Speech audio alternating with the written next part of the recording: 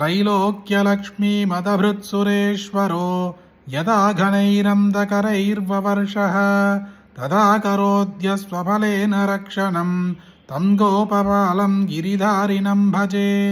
यः पाययन्तीमधिरुह्य भूतनां स्तन्यं भवौ प्राणपरायणः शिशुः जघानवादायिददैत्यपुङ्गवं तं गोपपालं गिरिधारिणं भजे। नन्दव्रजं यस्वकृचेन्दिरालयं चक्रेधिकीशां दिवि मोहवृद्धये गोगोपगोपीजनसर्वसौख्यं तं गोपपालं गिरिधारिणं भजे।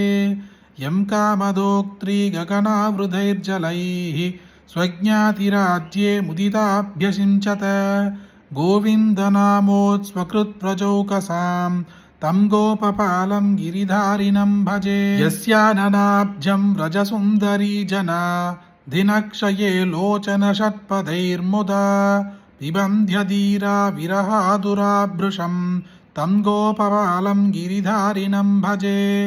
वृन्दावने निर्जरबृन्दवन्दिते काश्चारयन्यः खलु वेणुनिस्वनः गोपाङ्गनाचित्तविमोहमन्मथ तं गोपपालं गिरिधारिणं भजे। यस्वात्मलीलारसदित्सया सदाम् आविश्यकाराग्निकुमारविग्रहं श्रीवल्लभात्वानुसृतैकपालकं तं गोपपालं गिरिधारिणं भजे। गोपेन्द्रसूनोर्गिरिधारिणोऽष्टकं पठेति तं यस्तदनन्यमानसः समुच्यते दुःखमहार्णवाद्भृशं प्राप्नोति दास्यं गिरिधारिणे ध्रुवं। प्रणम्य सम्प्रार्थयते तवाग्रतः त्वदङ्घ्रिरेणुं रघुनाथनामकः श्रीविठ्ठलानुग्रहलब्धसन्मतिः तत्पूरयैतस्य मनोरथार्णवम् इति श्रीरघुनाथप्रभुकृत ಶ್ರೀಗಿರಿರಾಜಧಾರ್ಯಾಷ್ಟಕಂ ಸಂಪೂರ್ಣಂ। 1000 ಗೋವುಗಳಿಗೆ ಅನ್ನದಾನ ಮಾಡಿದ ಮಹಾಪುಣ್ಯವನ್ನು ಕೊಡುವ ಈ ಶ್ರೀಕೃಷ್ಣ ಸ್ತೋತ್ರವನ್ನು ನೀವೊಬ್ಬರೇ ಕೇಳಿದರೆ ಸಾಕ.